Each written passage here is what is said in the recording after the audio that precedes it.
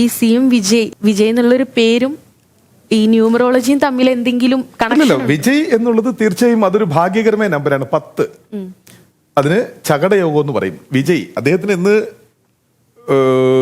ലോക മുഴുവനുമുള്ള അദ്ദേഹത്തിന്റെ ആരാധകര് വിജയ് എന്ന് മാത്രമാണ് അദ്ദേഹത്തിനെ വിചാരിക്കുകയും പറയുകയും ചെയ്തുകൊണ്ടിരുന്നത്.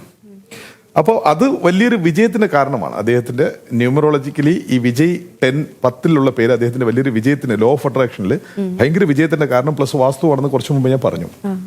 ഇനി അവിടെ ഒരു വേറൊരു പ്രശ്നം, അത് എൻ്റെ സ്വന്തമായിട്ടുള്ള ഒരു നിരീക്ഷണമാണ്. ഒരിക്കലും അത് മറ്റൊരു തെറ്റിദ്ധാരണയിലോട്ട് പോകരുത്. വിജയ് ആരാധിക്കുന്ന ലക്ഷങ്ങള് കോടിക്കണക്കായിട്ടുള്ള ആൾക്കാരുണ്ടാവും.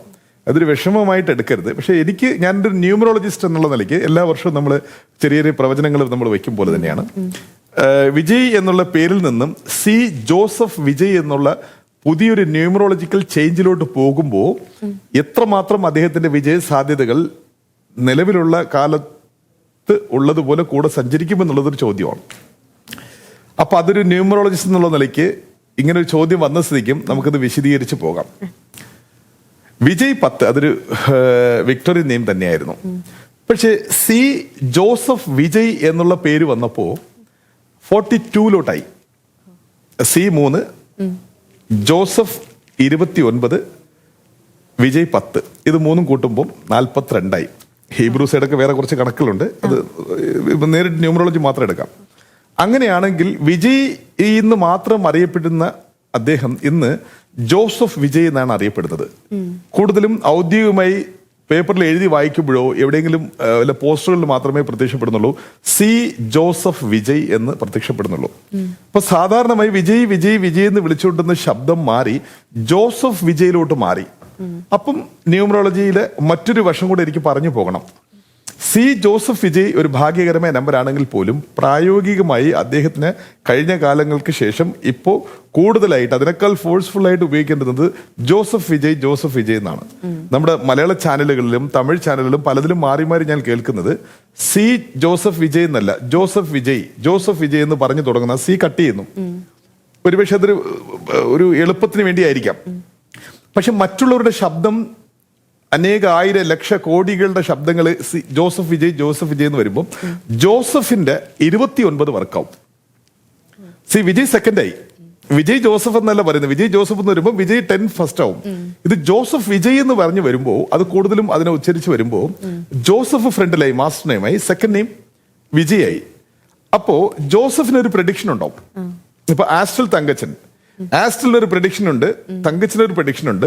ഈ രണ്ടും കൂടെ കൂട്ടുന്ന ഒരു കൂട്ടുതുകയ്ക്ക് ഒരു പ്രഡിക്ഷൻ ഉണ്ട്. അതേപോലെ ഇപ്പൊ മാസ്റ്റർ നെയിം ജോസഫ് വിജയ് എന്നാണ്. അപ്പൊ ജോസഫ് 29ന്റെ ന്യൂമറോളജി പ്രഡിക്ഷൻ എന്ന് വെച്ച് കഴിഞ്ഞാൽ 29ാം നമ്പർ സ്വീകരിക്കുകയും അത് നെഗറ്റീവായോ പോസിറ്റീവായോ എനർജൈസേഷൻ സംഭവിക്കുമ്പോൾ അത് കോടതിയുമായി കൂടുതൽ ബന്ധങ്ങളുണ്ടാവും. ഒന്നുകിൽ കോടതിയുടെ വക്കീലാവാം, അല്ലെങ്കിൽ ജഡ്ജാവാം, അതല്ലെങ്കിൽ പ്രതിയാവാം, അല്ലെങ്കിൽ വാദിയാവാം, അല്ലെങ്കിൽ കോടതി വളപ്പിൽ ഉപയോഗിക്കുന്ന ആട്ടോ സ്റ്റാൻഡ് ഉപജീവന മാർഗം, അല്ലെങ്കിൽ കോടതിയുടെ ക്യാൻറ്റീൻ ഉപജീവന മാർഗം.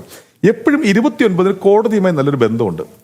അപ്പൊ നമ്മുടെ വിജയ് സാറിനെ സംബന്ധിച്ചിടത്തോളം അദ്ദേഹത്തിന് ഈ പറഞ്ഞ ലിസ്റ്റിലൊന്നും അദ്ദേഹത്തിനോട് ജോലി ചെയ്യാനുള്ള സംവിധാനങ്ങളില്ല. വക്കീലായോ, പ്രതിയായോ, വാദിയായോ ഒക്കെ നോക്കുമ്പോൾ അവിടെ ആകപ്പാടെ ഒരുങ്ങുന്ന സംവിധാനം വാദിയായോ പ്രതിയായോ കോടതിയെ സമീപിക്കാനുള്ള ഒരു നിർഭാഗ്യമോ അതല്ലെങ്കിൽ ഭാഗ്യമോ ആണെന്ന് എനിക്കറിയില്ല. പക്ഷെ ജോസഫ് എന്നുള്ള 29 ഫ്രണ്ടിൽ വരുമ്പോൾ ഈ വിജയ് എന്നറിയപ്പെടുന്ന ആള് ജോസഫ് വിജയ് എന്ന് അറിയപ്പെടുമ്പോൾ ജോസഫ് വർക്കാവുമ്പോൾ 29 വർക്കാവുന്നു. 29 മൂലം അദ്ദേഹത്തിന് കോടതിയുമായുള്ള ചില ബന്ധങ്ങൾ തുടരും. അത് വാദിയായോ പ്രതിയായോ.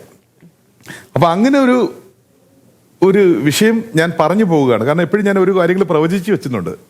അതേപോലെ ബഹുമാനപ്പെട്ട തമിഴ്നാട് മുഖ്യമന്ത്രി ശ്രീ ജോസഫ് വിജയ് വെറും ജോസഫ് വിജയ് കൂടുതൽ അറിയപ്പെടുന്ന കാലങ്ങളാണ്. അതിനകത്ത് കോടതിയുമായി വാദിയായോ പ്രതിയായോ, പക്ഷെ കോടതിയുമായി അദ്ദേഹത്തിന് ഒരുപാട് ഇടപഴകേണ്ടി വരുന്ന കാലങ്ങളാണ് ഇനി വരാൻ പോകുന്നത്. ഈ പേര് കൊണ്ട് എന്നുള്ളത് എൻ്റെ മാത്രമായിട്ടുള്ള ന്യൂമറോളജിക്കൽ ഒരു പ്രഡിക്ഷനാണ്. ഇതിനും വേറെ ഒരുപാട് പരിഹാരങ്ങളൊക്കെ ഉണ്ടില്ലെന്ന് ഞാൻ പറയുന്നില്ല. പക്ഷെ ഒരു വലിയൊരു സമൂഹത്തിൽ അറിയപ്പെടുന്ന ഒരു വ്യക്തിയുടെ പേരൊക്കെ ചേഞ്ച് ചെയ്യാൻ മാത്രം അത് വലിയൊരു ടഫാണ്. എന്നാലും കോടതിയുമായിട്ടൊരു ബന്ധം അദ്ദേഹത്തിന് തുടങ്ങിക്കഴിഞ്ഞു. ഇത് എൻ്റെ ഒരു പ്രഡിക്ഷനാണ്.